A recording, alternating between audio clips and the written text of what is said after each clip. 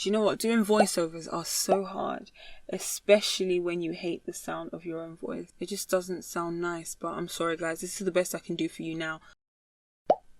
Alright guys, so the topic that we're focusing on in this video is the Pythagoras Theorem.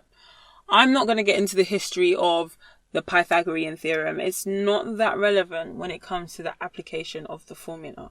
So we'll get straight to the point. So starting with the obvious, the Pythagoras theorem is used for calculating the lengths of missing sides on a right angle triangle. So there's a key word there, and that is right angle triangles. This formula does not work for any triangle outside of that specification. A squared plus B squared equals C squared. And each of those variables are correspondent with different sides of that right angle triangle. By the end of this video, I'm hoping that you will all have a thorough understanding of how to apply Pythagoras theorem. In example 1, we see that we're given the lengths of both side A and side B, but we're not given the length of side C.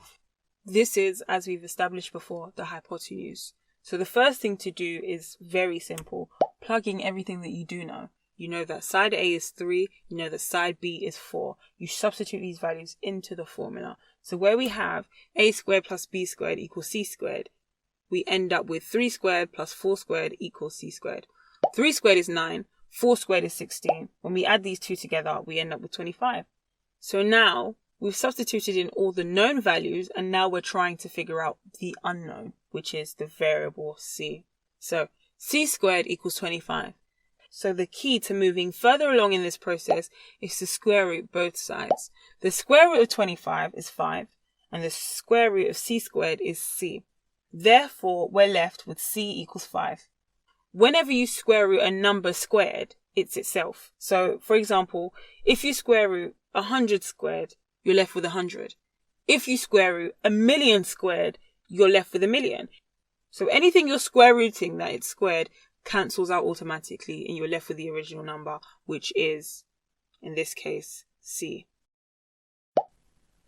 The next example is quite similar also. The length of side A is 5 and the length of side B is 7. Therefore, we substitute in these known values into the formula, and what we're left with is 5 squared plus 7 squared equals C squared. Repeating the steps that we did before, we end up with C squared equals 74. We square root both sides, and what that then results in is that C equals 8.60 to 2 decimal places. In the next example, we see the same thing. The only difference is the numbers are a lot larger. When we plug in all the known values, we end up with C squared equals 1,225. Following the steps as before, we then find out that the length of side C is 35 centimeters long. So this is where it gets a bit more difficult. And these are the sorts of questions that require you to think a little bit more outside the rigid box of just trying to find out what the hypotenuse is.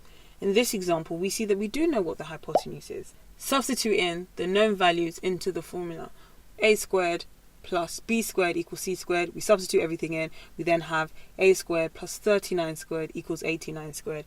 Don't get scared when you see big numbers. This might simplify out to be something very simple, as we can see as it does in the end. We need to make A the subject of this formula. So therefore, we subtract 1,521 from both sides. That leaves us with A squared equals 6,400. Where we have A squared equals 6,400, we square root both sides. We then end up finding out that the length of side A is 80 centimeters long. We see the same thing for the next example. So here, we know what the hypotenuse is, which is side C, but we don't know what the length of side B is. You substitute in all the known values, rearrange the equation.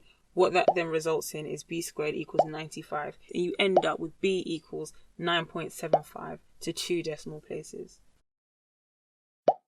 Guys, thank you for watching my video. Please make sure you subscribe, like the video and comment. Any suggestions, any inquiries, send them over at homeschoolmathematics@gmail.com. Bye!